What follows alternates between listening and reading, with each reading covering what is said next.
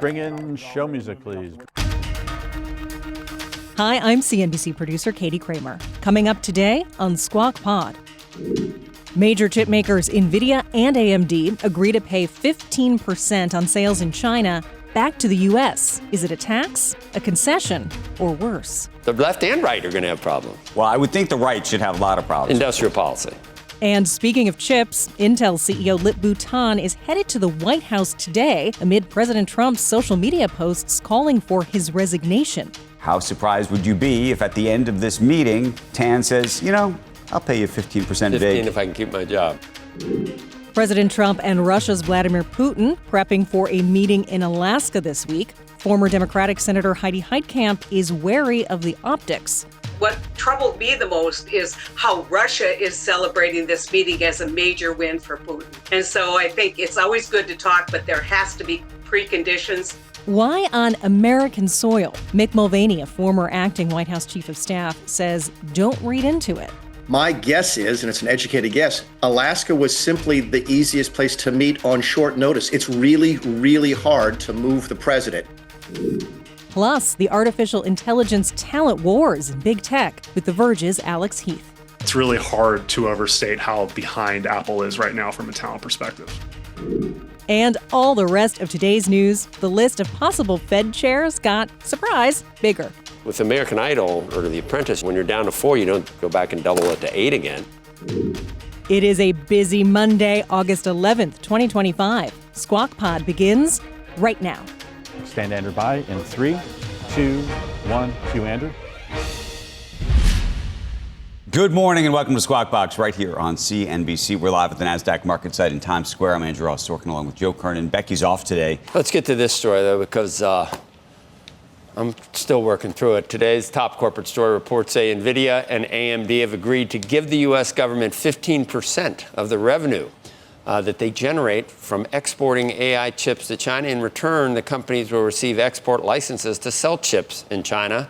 The news follows a report on that meeting between Nvidia CEO Jensen Huang and President Trump at the White House last week. 15% of Nvidia's revenue from selling H20 chips to China could amount to billions of dollars. Okay.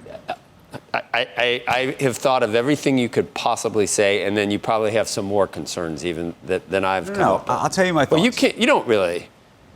I mean, I've already thought about left versus right and who thinks. I mean, we need money, obviously, but if it was a security concern in the beginning, this doesn't change anything. If you get a little blackmail money to allow it to happen, obviously, why just chips? Are you going to do this with it? Why just AMD and Nvidia? I mean, there's so many. And it's more industrial policy, which right. Republicans don't really like. You just want to steal all my lines at one time. I know you. Okay. I've already thought of all the things, and I'm sure you have other concerns. And instead of just embracing that we're basically taxing right. a U.S. corporation and getting great revenue to try to reduce the deficit, suddenly even the left is going to have problems with this. So here's where I stand. The left and right are going to have problems. Well, I would think the right should have a lot of problems. Industrial policy. The industrial policy piece of this is now we're not even macro-managing, we're micromanaging. I hear you. At a sort of corporate I thought level. of this. I told you I'm working through it. No, I know. Working through it. I like the money. I guess I like the money too. For the coffers. Sure, but I think the issue is there's the national security issue which was already on the table. Yeah. They decided to overlook that issue or to decide that it was actually in the best interest of the country for Nvidia to be selling into China, right? If that is true, that it is in the best interest of the United States to be selling to China for competitive reasons because we don't want China to ultimately be able to own the AI business, the industry, that could be a fair and valid reason. I'll go along with that. Once you start to get into a mode where there's an additional payment for that sort of reading, if you will, that's where it becomes, because it undermines the credibility of the national security argument. Oh, it definitely undermines the credibility. And that's, to me... But I took it one step further. Okay, you go. We're not stopping China in AI. There's no way. And I don't know, it'd be nice to win, but we could use some of this money to prepare to deal with China. For UBI? What, no, to prepare for what? For the eventual singularity? To prepare for the security we're going to need to compete against China. And for the government, we're going to need to defend ourselves theoretically from powerful AI. And what about OpenAI? What about Microsoft? What about any company that... Hopefully we're going to win, but we're not going to hold China back. And I guess we might... But are we going to hold our companies back by charging them a tax? I would think... That's something to worry about. I would rather have Nvidia and AMD reinvesting that money. In their own businesses. But now I sound... That's what a conservative... That's what a Republican would want. They need to do it... This is like... There's a buyback story today. There are actually people that say companies shouldn't be able to do what they want to do with their own money.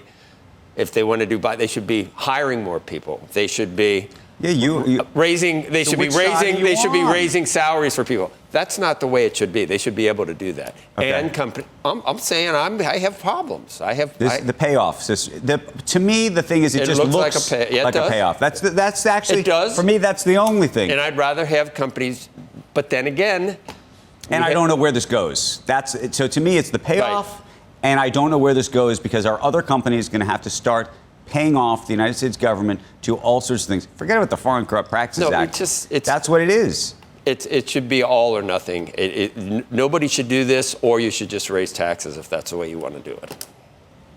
I guess corporate taxes. I know. I thought of all these things. I don't. But then again, we come down to. Be nice to have $40-50 billion to do all the great things that liberals want to do.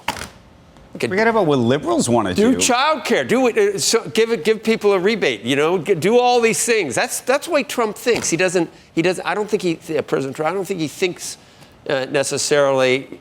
Money is money. Money in the federal government's coffers. Right, but now he wants to give it back, and we've been talking. We have this debt we got to deal with. I mean, it's sort of a lot of issues now suddenly liberals are worried about the debt. I know. Not liberals. I'm worried about the debt. I don't know. Well, Democrats weren't worried for the last 4 years. That's true. They weren't, and they should have been. I know. I don't know. Is this really going to happen? I don't know if it's even really going to.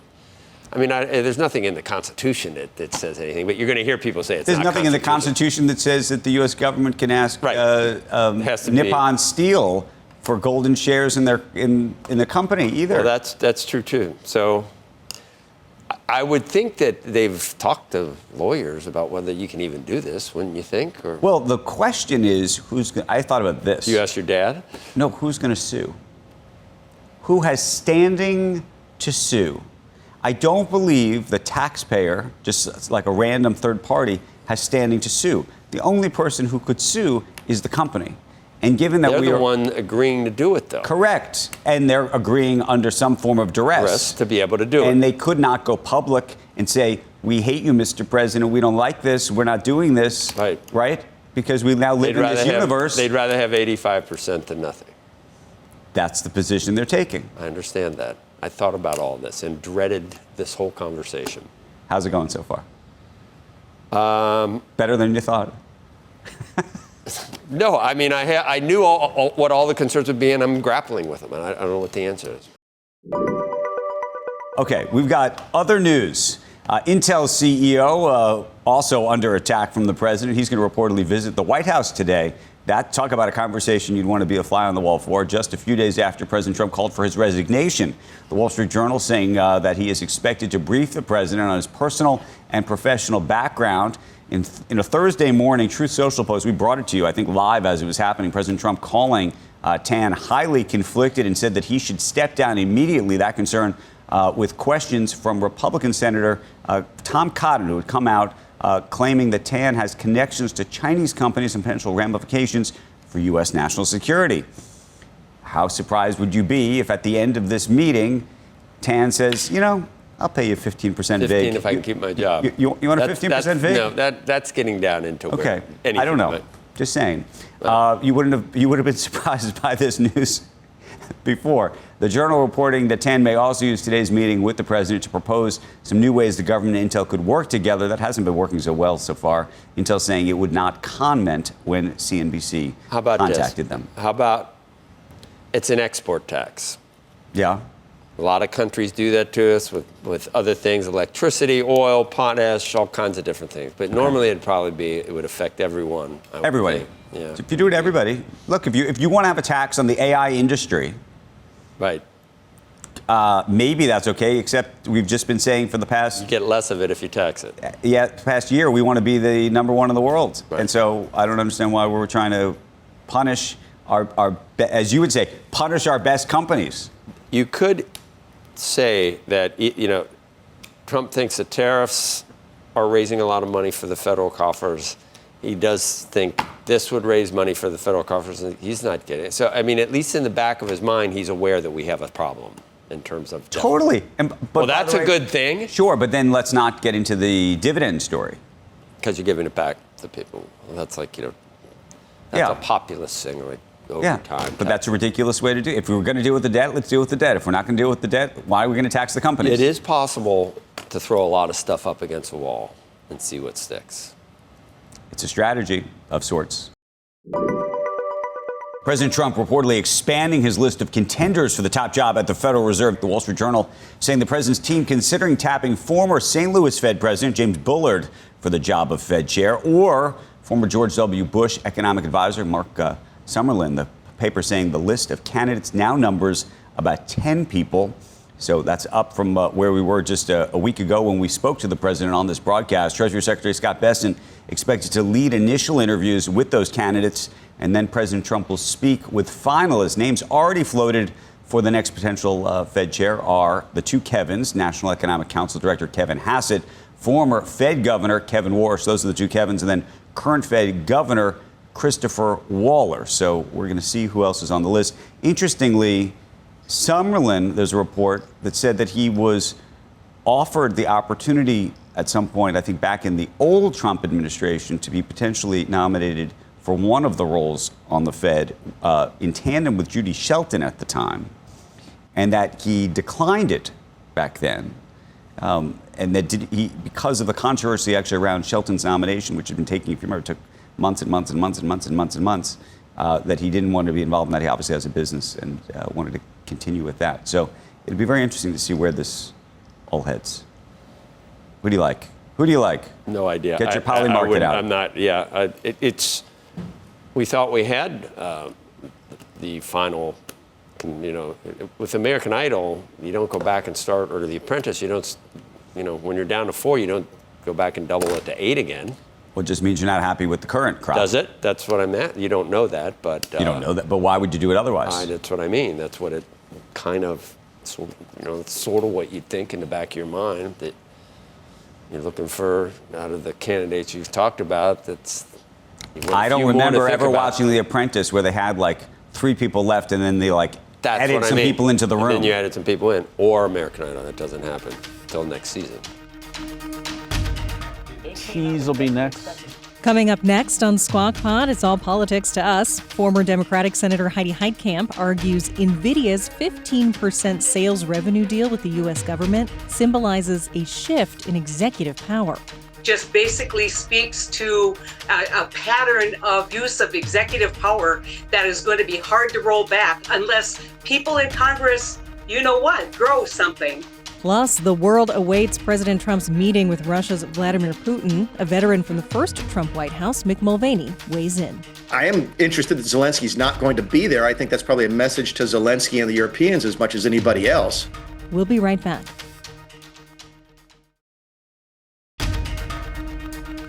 Welcome back. This is Squawk Pod. Up and Andrew, Q.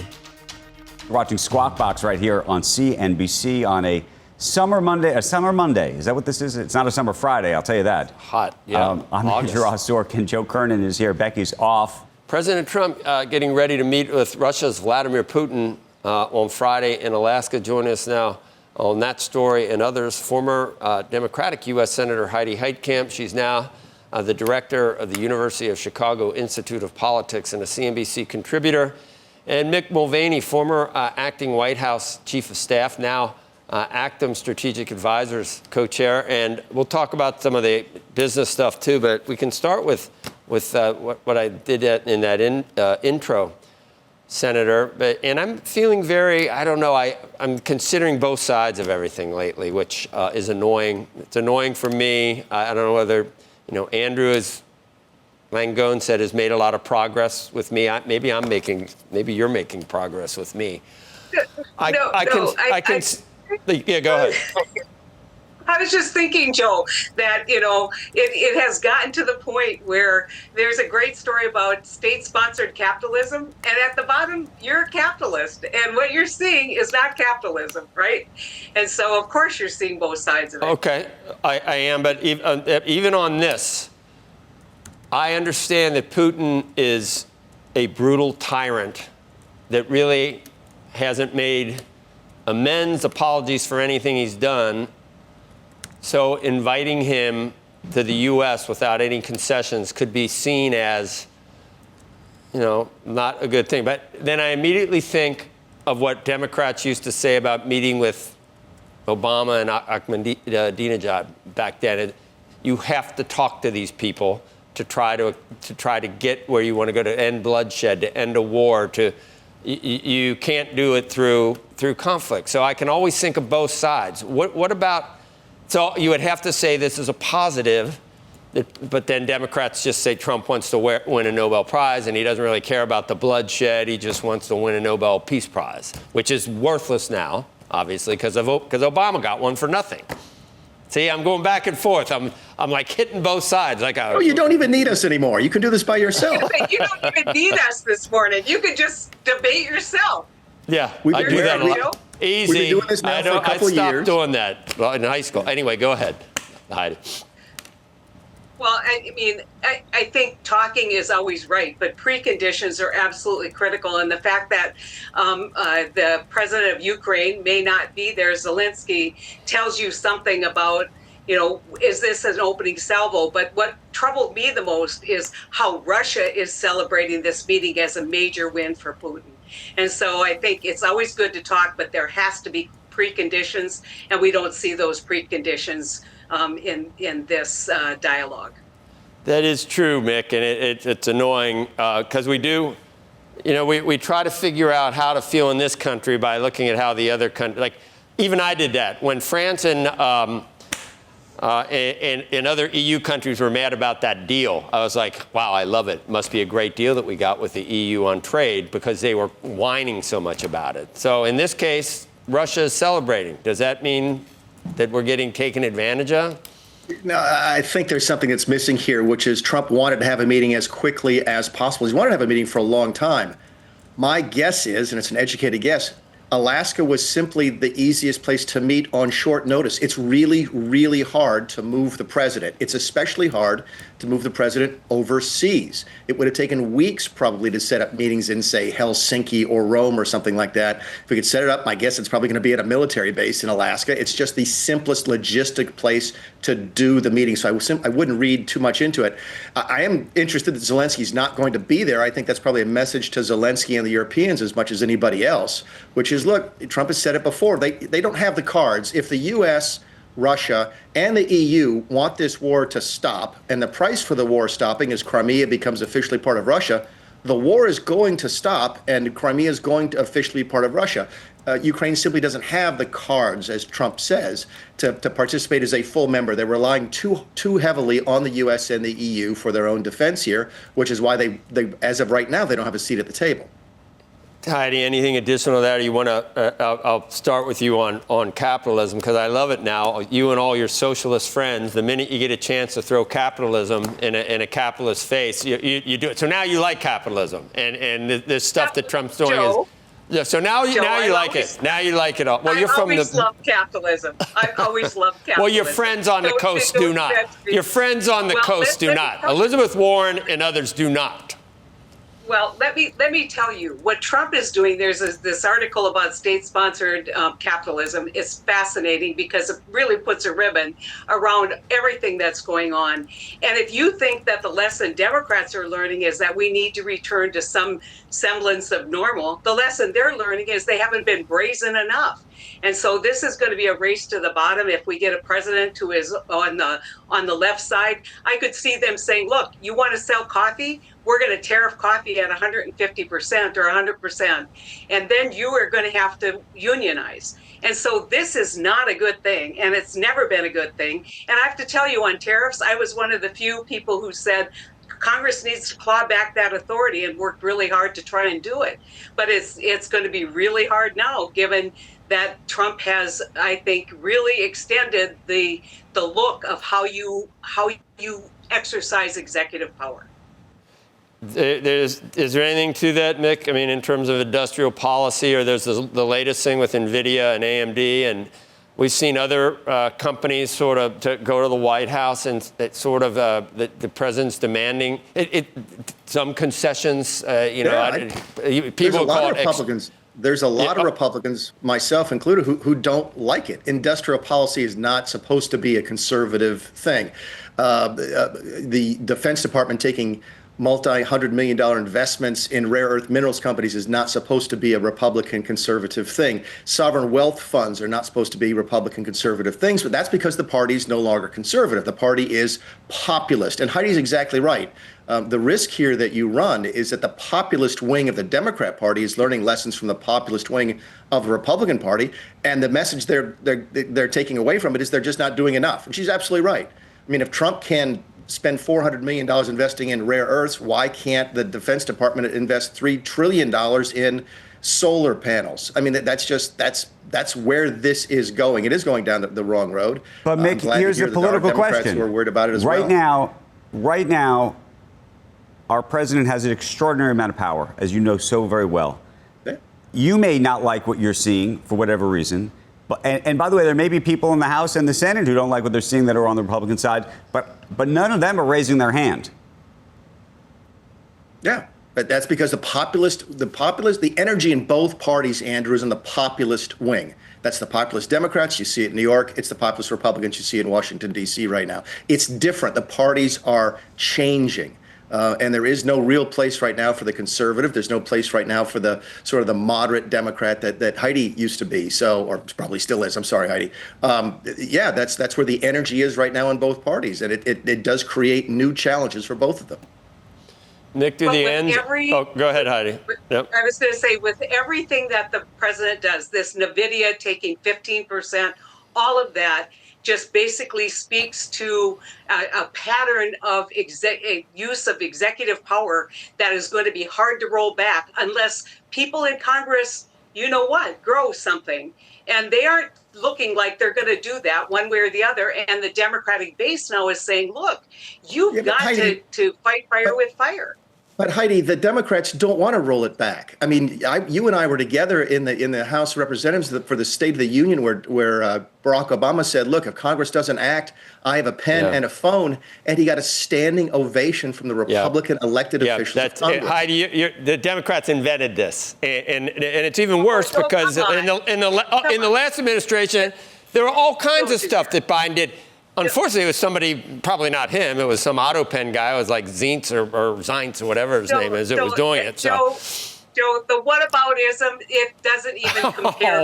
You always say that. It's not hypocrisy. It's whataboutism. So you can do whatever you want, slash and burn for 4 years under Biden, and then if a Republican brings... Go ahead, Mick. Whataboutism is just a comparison that you don't like. That's all it is. Yeah, well, whataboutism is a comparison that you don't like that hits home, especially when we're talking about that. Let me tell you, this administration on executive power is on steroids. And that wasn't true over the last 4 years. The court system's on steroids, stopping every single executive power. Anyway. Really, Joe? I mean, come on. I mean, these are mainly judges. You've seen the numbers. You've seen the numbers, right? You've seen the numbers for how many things? How many, Mick, compared to previous administrations that have these? Well, how do you feel, Joe? How do you feel about that tariff action in the D.C. Circuit Court? This is being led by Republicans, by conservative organizations who think this has gone too far. There's a lot They'll of just people find out there, another way. people like Mick who understand that this is a historic moment and it's going to be really hard to roll this back. The president is granted wide powers for trade, and if it does go south in the Supreme Court on this the way they're doing it now, they're going to be able to do it another way. He's allowed to do a lot of those things for trade, I think, or at least that'll be the bottom. Only because Congress has ceded that authority in various statutes by giving them emergency authority. You still want you're waiting for Congress to allow Trump to take out those Iranian nuclear sites at this point, huh? It's not the way it works. Yeah, I don't think. Do I think Congress is fleckless and ineffective and ridiculous? Absolutely. Right. Absolutely, okay. I think that's true. Right, because the Republicans are in charge. Okay. Joe, at some point, the Democrats are going to be back in charge, and during our lifetime, then it won't be feckless anymore. And it won't be because they stick together. They do everything they want, like the Borg Collective. All right, Heidi, thank you. It is. It is. How many votes did Jeffries get? Resistance is futile. Joe, resistance is futile. Resistance is futile. Good one. So you watch your fan. She got it. All right. Thank you both. Next on Squawk Pod, all the headlines you need to start your week. And artificial intelligence is forcing the hand of Silicon Valley companies to hire superstars and keep them happy. OpenAI is offering special bonuses of millions. Journalist Alex Heath joins us on the brutal and busy talent wars. You've got some VPs at some of these big tech companies that because of the run-up in the stock price, they're already making tens of millions a year, and these aren't even people in the AI field. So the money that's in tech right now is already very bubbly.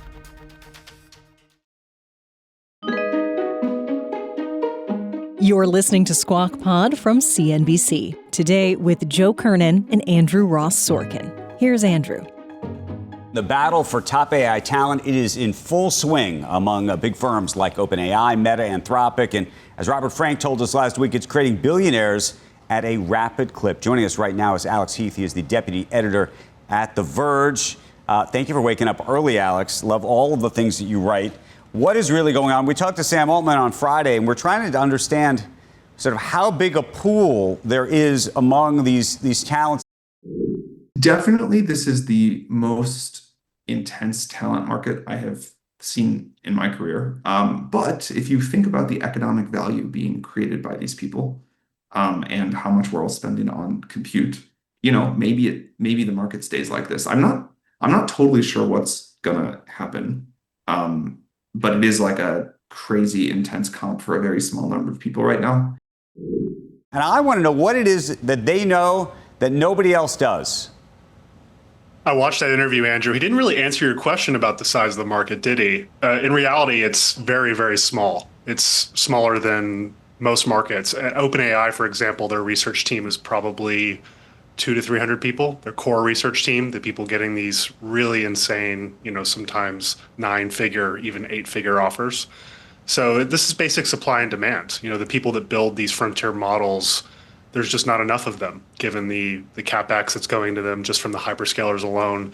If you're paying Steph Curry at the NBA $60 million a year in a market like the NBA that's doing $12 billion a year in revenue, why doesn't it make sense to spend $1 billion on the core team that's in an industry where the hyperscalers are going to do over $300 billion? Are they all Steph Curry though? I mean, that's the thing that I'm trying to understand, and I'm also thinking, if I wanted to be the Steph Curry of AI, what would I have to do to learn to be that? Meaning, what is the experience that you'd actually need to have that kind of value prop? It's someone who could potentially invent something like this new test time compute, this reasoning paradigm that we've seen with the latest OpenAI models, Google's models, those kind of step changes in how the models behave, where the companies that deploy these models can eke out billions more of revenue from them, can really generate a lot of hype. And this industry is just really new. There's just not a lot of people that have been studying this stuff. And so if I had to actually put a number on it, and I've talked to people who have a sense of it, there's maybe 2,000 people in the world max who could Wow. build a frontier model that OpenAI needs. So when you look at that kind of supply and demand with the CapEx being spent here, it actually makes a lot of sense. Right. And there's a lot with how Mark Zuckerberg has been structuring these offers that it's also not as insane as people think. Well, that's what I wanted to ask you. We hear these numbers, $1 billion here or hundreds of millions of dollars there, and you also start to think about the culture wars that would take place inside a business where you have somebody come aboard. If they know that they're getting these kind of big paydays, I'm not sure why they wouldn't put their feet up on the desk. And by the way, what about the person who's in the cube right next to them who's not getting that payday?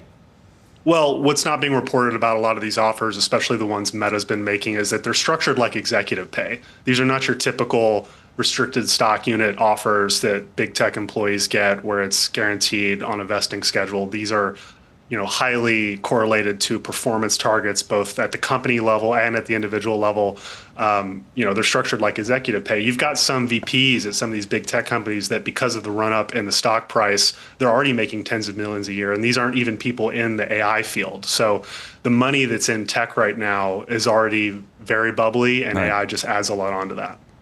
Alex, help us with this. Meta platforms, actually on my screen, not yours. Meta, Amazon, Apple, Alphabet. Alphabet obviously has an investment in Anthropic along with Google. How would you stack rank right now, given that I know you've played with ChatGPT 5? I did it all weekend. By the way, Joe, I still have not managed to make your app as well as it needs to be done. We'll work on that. People are one. I know they want that app. I know. Alex, so which of these, when you sort of stack rank the quality of them and how close they are or not in terms of quality, what does it look like to you?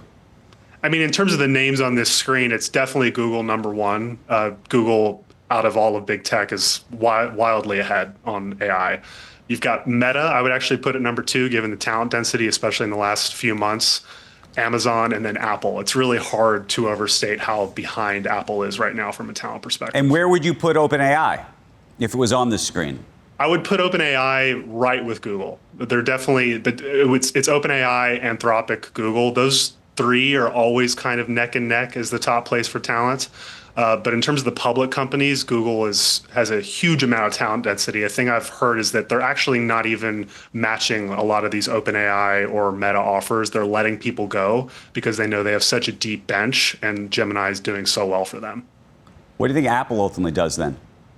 They need to make an acquisition. The problem is Apple has not been active in this space. They don't do investments. So the names that they would need to buy, Anthropic is probably the most obvious one. Anthropic has a huge, ownership position on their cap table from Amazon. Google's also an investor. So the hyperscalers have already really put their names down on all of these big private labs, and Apple just hasn't been in this game, and they don't like to spend big. They're going to need to spend 50 billion plus realistically to get one of these core teams. And have we ever seen them do something like that? Not to say they couldn't, but it's just not in Apple's DNA. And they've also just been so out of the loop on this talent market to date. It's really hard to see. ChatGPT 5, good enough to, some people said it could be an Anthropic killer if it got the coding piece of this right. Well, something people didn't really notice last week is that OpenAI got Cursor, the hottest vibe coding startup in the world right now, which I've heard is maybe a third of Anthropic's revenue, to switch to GPT-5 as their default model, which really shows how plug and play these models have become. And if you're Anthropic and you're just at the model layer and you don't own the consumer interface, you're really at risk of being disintermediated by a company with a better model, which OpenAI showed with Cursor last week. Okay, final question, two actually, now that you're raising these issues.